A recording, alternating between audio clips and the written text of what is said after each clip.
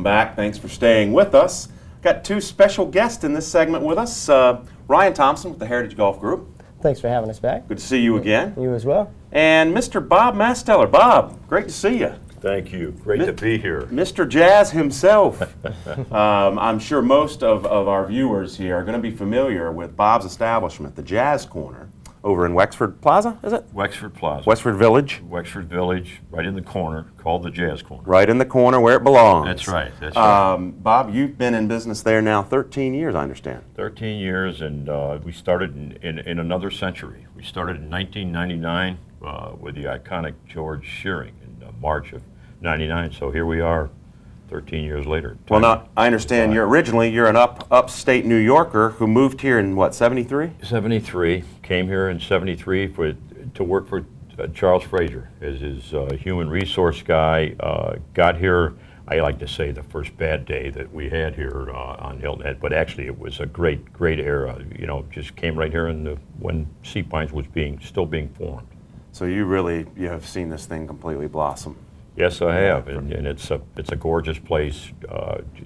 It embodied everything that Charles was really wanting to happen. Well, and Charles is just as iconic as that red and white lighthouse, isn't he? He is. He was a trip to work for, yeah. But he knew where he was going. Well, speaking of iconic, your establishment has really gained some steam over the years, and I've actually, before we get there, I wanted to say real quick, we're talking about jazz today, but we're talking about mainly your foundation, the golf tournament, which contributes back to the Junior Jazz Foundation. We'll get into that, but I first wanted to ask you, what inspired you? I know you're a musician, former athlete turned musician, and I have the same passion for music, always have.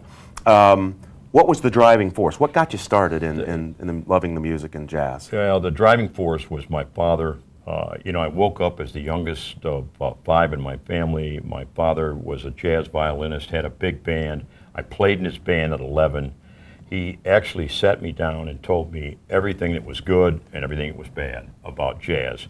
He told me to watch out for bad rooms and so forth, but to always respect the environment, the art form, the people who play it, and the people who come to listen.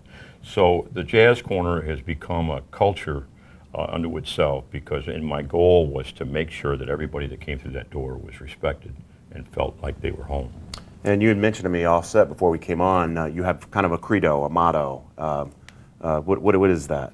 The motto is jazz is for the people, and make people feel at home, and respect the art form. Well, anybody who's ever been to the Jazz Corner gets that Bob has carried through with his commitment to not only to jazz itself, but to our community, and giving us a place to go and kind of forget about life for a while. So thank you for that. You have created a little tradition here. Yes. I was telling you, I've already had 4 phone calls to play in your event. I've played in your event in the past, but the Jazz Corner's 8th annual charity golf tournament is coming this weekend. They're going to be at your Cup course, is that right? Yep, that's been the 3rd year in a row at Palmetto Hall, and this year they'll be playing on the Robert Cup course this Saturday. Wow, so it's like a, what, 10 o'clock shotgun? 10 o'clock shotgun. 10 o'clock shotgun, are you full? Do you have any spots available, or? I don't think we do we? You're up to 33 to 34 teams right now. That's pretty good. Well, that's all the more reason for you to jump on this thing early next year and be a part of this, because it's not just a golf tournament. They have some amazing prizes, but afterwards, everybody goes over to the Jazz Corner itself. You actually have a live performance, but before we get into that live performance, tell us what is the benefit? What is your charity, and where does this money and all these proceeds, what do they go to? Okay, 7 years ago we formed the Junior Jazz Foundation, and the mission was to support young people and to preserve this great art form, particularly with young people, and then to sponsor great jazz. We started off by sending 60 kids to jazz camp. We started a scholarship program at the high school.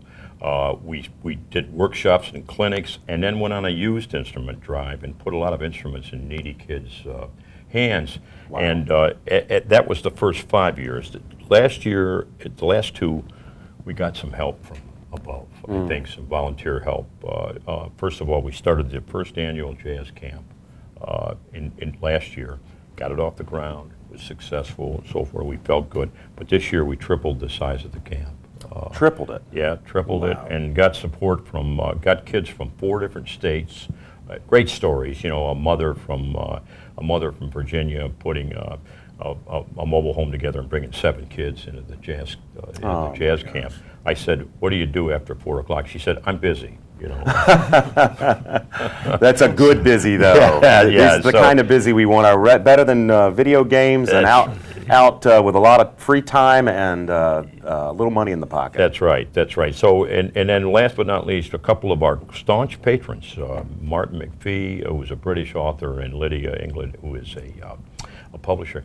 They wrote a book about us in the Jazz Corner called The Jazz Corner Story, and we've sold 1,100 copies at $35. If you want to buy a copy, you should come to the Jazz Corner. All that, they donated the book to the Junior Jazz Foundation. Oh, that's great. Yeah, so Great that's a history great there. story, and now we are really charging out there on expanding the camp, on developing more programs for kids, and we're getting a positive response. I want to understand, you're speaking of your special guest or your special performance after the golf. On Saturday, you're going to have some kids performing, aren't you? Some kids, yeah. That Some are kids coming out from to play jazz. some kids from the Christian Academy. Mr. James Berry, who is a co-founder of the foundation, along with my wife Lois, who of course is the brains and the beauty of the outfit.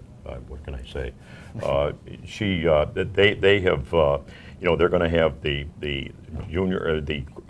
Christian Academy ensemble play for everybody that's there. That's really exciting. Well, guys, this has been a great partnership, obviously, and it's We're looking forward to more. a wonderful facility, a wonderful cause, and a wonderful place.